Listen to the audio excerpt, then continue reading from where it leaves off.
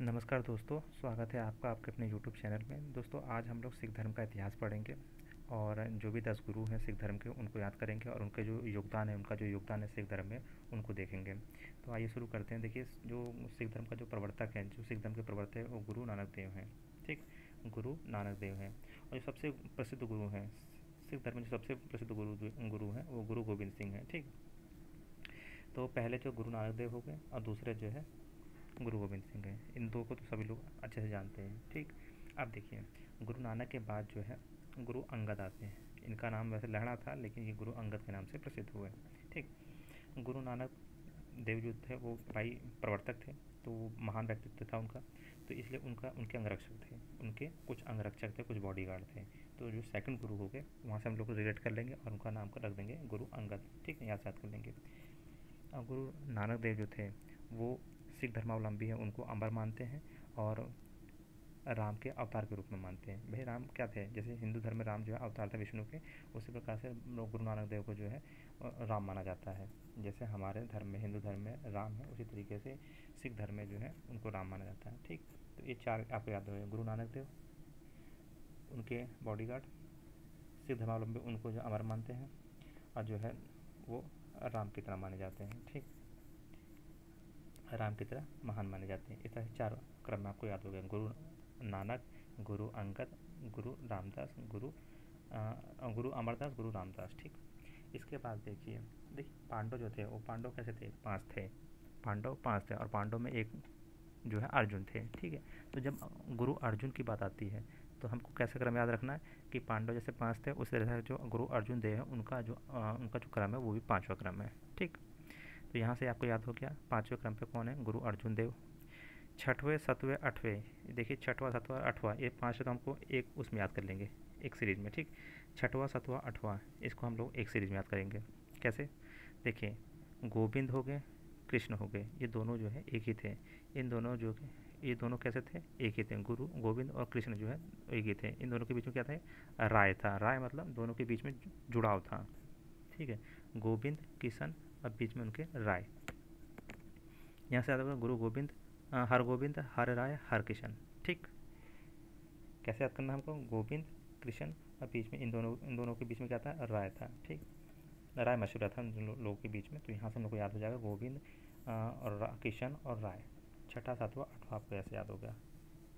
ठीक है, और नौवें गुरु जो थे गुरु तेग बहादुर थे।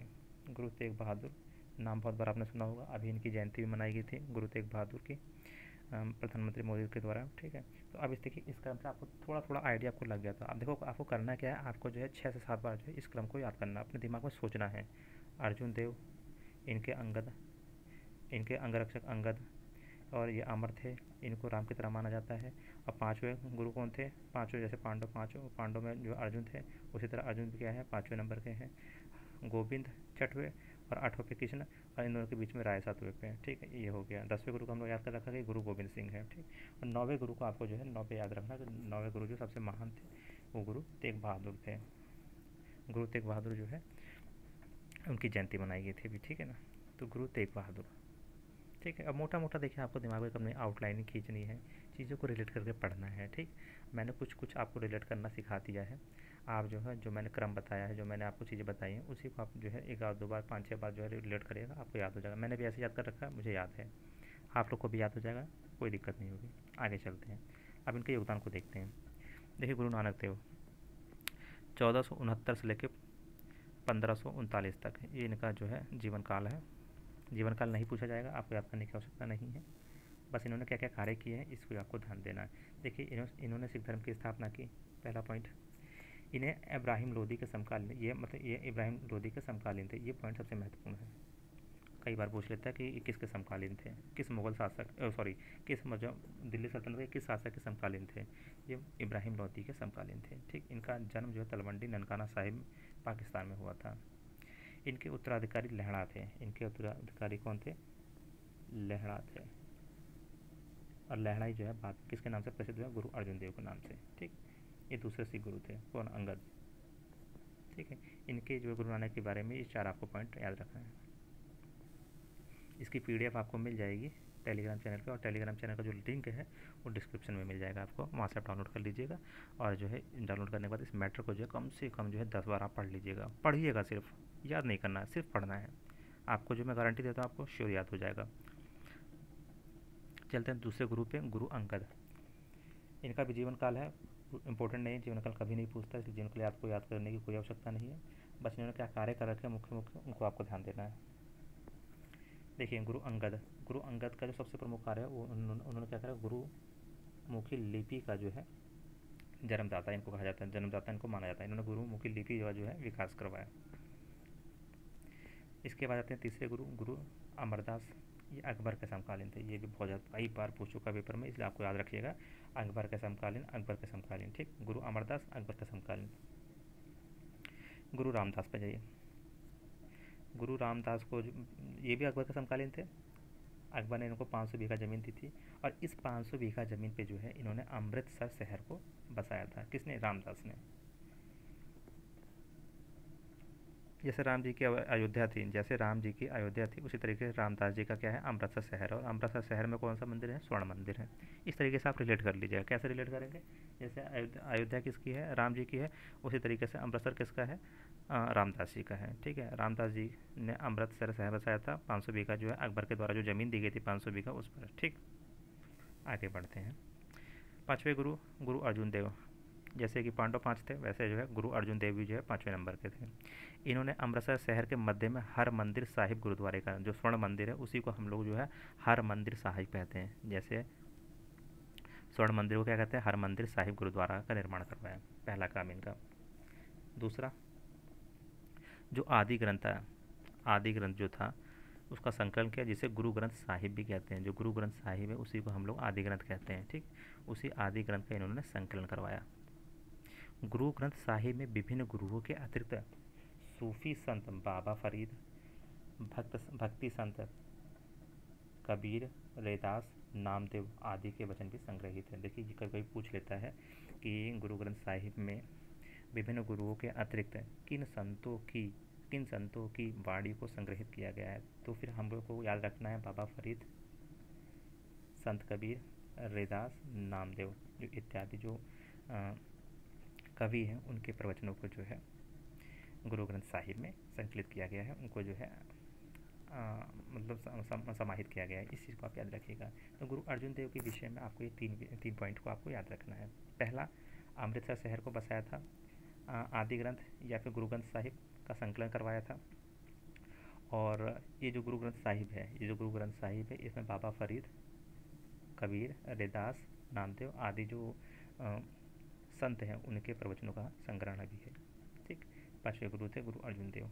आगे चलते हैं 6वें गुरु हरगोविंद सिंह। हरगोविंद सिंह जी जो है ये भी बहुत इंपॉर्टेंट है।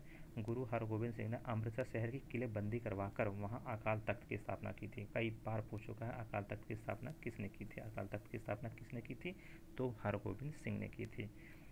सिखों को लड़ाकू जाति के रूप में बदला, सिखों को लड़ाकू जाति के रूप में बदला। और गुरु हरगोविंद सिंह ने अपने शिष्यों को मांसाहार की शिक्षा दी, ठीक है। इस चीज़ को भी आप याद रखिएगा। ये 3 पॉइंट आपको याद रखना है। अमृतसर शहर की जो है, देखिए इनके सारे कार्य किससे संबंधित, इनके सारे काम जो है वो मतलब लड़ाकूपन से संबंधित हैं। इन्होंने किलेबंदी करवाई। ऐसा क्यों हो रहा है? क्योंकि देखिए जो पंजाब है, पंजाब जो है उत्तर पश्चिमी जो सीमा पर है, और उत्तर पश्चिमी सीमा पर आप जानते हैं कि लगातार हमले होते रहते हैं बाह्य आक्रमणों के। जो बाह्य जो शासक थे, विभिन्न वहाँ के जो विभिन्न जो प्रांतों के जो शासक हुआ करते, जैसे अफगानिस्तान के शासक, अरब के शासक, फारस के शासक, मंगोल के शासक, ये सब लोग क्या करते थे, बराबर जो है भारत पर जो है आक्रमण करते रहते थे। और कहाँ से आक्रमण करते थे? तो उत्तर पश्चिमी सीमा से करते थे। अर्थात जो पंजाब वाला रीजन है वहाँ पर जो हमेशा जो है बाहरी आक्रमणकर्ताओं के जो है आक्रमण जो है होते रहते थे। अब देखिए पंजाब जो राज्य था वो एकदम उत्तर पश्चिमी सीमा पे था, तो वहाँ पर हमेशा आक्रमण होते रहते थे। तो जब जहाँ पर आपको लगातार आक्रमण का सामना करना पड़ेगा तो आप क्या करेंगे? स्वयं को बचाएंगे। अब स्वयं को कैसे बचाएंगे? अब देखिए अगर लगातार आपके ऊपर हिंसा हो रही है तो आप स्वयं को कैसे बचाएंगे? किलेबंदी करेंगे, स्वयं को जो है मजबूत करेंगे, अपने शिष्यों को जो मजबूत होने का वो देंगे। अब अगर आप गुरु हैं तो आप अपने शिष्यों को मजबूत बनाएंगे। तो इन्होंने अपने शिष्यों को मजबूत बनाने के लिए मांसाहार की शिक्षा दी, लड़ाकू जाति के रूप में उनको जो है बदला, और जो अपना जो राज्य था उसको किलेबंदी में परिवर्तित किया, ठीक। इस चीज़ को आप याद रखिएगा। उसके बाद देखिए 3 गुरु हैं, हर राय, हर किशन और गुरु तेग बहादुर। इनका कोई विशेष वो नहीं है, इसलिए जो है इनको याद करने की आवश्यकता नहीं है। अब हम चलते हैं 10वें गुरु पे, और 10वें गुरु सबसे अधिक महत्वपूर्ण है, गुरु गोविंद सिंह। देखिए गुरु गोविंद सिंह जो थे, इनका जन्म पटना में हुआ था, और इसको पटना साहिब भी कहते हैं। जहाँ उनका जन्म हुआ वहाँ पर एक गुरुद्वारे का निर्माण कराया गया है अभी भी, और उस गुरुद्वारे को हम पटना साहिब कहते हैं। वहाँ पर भी जो है जो सिख श्रद्धालु हैं बड़ी संख्या में जो है वहाँ मत्था टेकना जाते हैं। ठीक है, कहाँ पर? पटना साहिब में। अब देखिए इनकी जो मृत्यु हुई थी, इनकी मृत्यु नांदेड़ में हुई थी। इनकी मृत्यु नांदेड़ में हुई थी, और नांदेड़ कहाँ पर? नांदेड़ जो है महाराष्ट्र में है। देखिए जब ये नांदेड़ गए थे तो वहाँ पर एक अफ़गान ने इनकी जो है हत्या कर दी थी। जहाँ पर हत्या करी थी वो नांदेड़ था, और नांदेड़ में फिर एक बाद में गुरुद्वारा बना, और जो है वो नांदेड़ गुरुद्वारे के नाम से प्रसिद्ध है, और वहाँ पर भी जो है बड़ी संख्या में सिख श्रद्धालु मत्था टेकने जाते हैं। तो फिर आप याद रखिएगा, पटना साहिब बिहार में इनका जन्म हुआ था, नांदेड़ में इनकी मृत्यु हुई थी। इन्होंने खालसा पंथ की स्थापना की थी, सबसे महत्वपूर्ण पॉइंट है, इन्होंने खालसा पंथ की स्थापना की थी। देखिए ये जो अकाल तख्त था, अकाल तख्त की जो स्थापना हुई है वो अकाल तख्त कहाँ गया? हाँ, अकाल तख्त की जो स्थापना की है वो हरगोविंद ने की है। अकाल तख्त के जो 6वें गुरु थे हरगोविंद, उन्होंने अकाल तख्त की स्थापना की है, और जो 10वें गुरु है उन्होंने किसकी करी? खालसा पंथ की स्थापना की है। ठीक है, इस पॉइंट को आप याद रखिएगा। इन्होंने सिखों को केस, कंघा, कृपाण, कच्छा और कड़ा रखने का आदेश दिया, और इनके जो विचित्र नाटक है, विचित्र नाटक ये गुरु गोविंद सिंह की आत्मकथा है। गुरु गोविंद साहब की जो आत्मकथा है वो विचित्र नाटक है। ये 4 पॉइंट आप याद रखिएगा। पहला पॉइंट, इनका जन्म जो पटना बिहार में हुआ है, उनकी मृत्यु जो है नांदेड़ में हुई है। इन्होंने खालसा पंथ की स्थापना की है। इन्होंने सिखों को केस, कंघा, कृपाण, कच्छा और कड़ा रखने का आदेश दिया है। इनकी जो आत्मकथा है वह क्या है? वह विचित्र नाटक है। ये 4 पॉइंट आपको याद रखेगा। ये आपके जो है 10 गुरु हो गए, और उनका जो है सिख धर्म में योगदान हो गया। अब हम चलते हैं, एक महत्वपूर्ण पॉइंट है, इसको आप याद रखिएगा। देखिए 5वें गुरु और 9वें गुरु, इन दोनों गुरुओं की जो है हत्या हो गई थी। किसके द्वारा? मुगल शासकों के द्वारा। मुगल शासकों के द्वारा इनकी हत्या की गई थी। कौन कौन से गुरु हैं? 5वें गुरु गुरु अर्जुन देव, और जो 9वें गुरु हैं गुरु तेग बहादुर, उनकी। 5वें गुरु गुरु अर्जुन देव की जो हत्या है वो जहांगीर ने करवाई थी, और गुरु तेग बहादुर जो 9वें गुरु हैं उनकी हत्या जो है औरंगजेब ने की थी। ठीक है, ये पॉइंट सबसे महत्वपूर्ण है, इसको आप याद रखिएगा। कई बार पूछा जा चुका है, अलग अलग पूछ लेता है। अर्जुन देव की हत्या किसने की थी? गुरु तेग बहादुर की हत्या किसने की थी?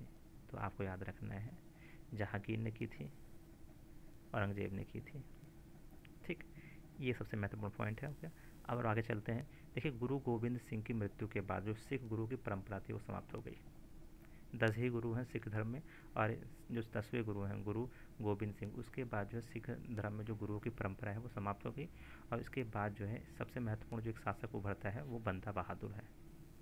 गुरु गोविंद सिंह के बाद जो बंदा बहादुर जो आता है, लेकिन बंदा बहादुर स्वयं को जो गुरु नहीं बनाता है, स्वयं को जो है गुरु नहीं मानता है। वो स्वयं को गुरु स्वयं को जो है ईश्वर का बंदा मान के, बंदा बहादुर मतलब स्वयं का जो है बंदा मान के, स्वयं का ईश्वर का मतलब दास मान के, ईश्वर का जो है दास बना के, ईश्वर का जो आदमी मान के अपने आप को, ईश्वर का बंदा मान के अपने आप को जो है सिखों का नेतृत्व करता है। किंतु उसे भी फर्रुख सियार ने मृत्यु दंड दे दिया। ठीक, फर्रुख सियार जो है उसकी भी हत्या करवा देता है, और इसके बाद जो है बंदा बहादुर की भी मृत्यु जाती है। बंदा बहादुर की मृत्यु के बाद जो सिख राज्य है, यानी पंजाब वाला जो रीजन है वो बिखर जाता है। अब बिखर के जो है 12 राज्यों में विभाजित हो जाता है। उन 12 राज्यों को देखिए मिसल कहते हैं। ठीक, तो 12 मिसलों में जो सिख राज्य जो है 12 मिसलों में विभाजित हो जाता है। 12 मिसलों में विभाजित होने के बाद जो है उन 12 मिसलों में से जो है एक मिसल जो है वो सकड़ चुकिया है। सकड़ चकिया जो है सकड़ चकिया मिसल के जो है एक राजा थे, राजा रणजीत सिंह। ये राजा रणजीत सिंह क्या करते हैं, 12 राज्यों को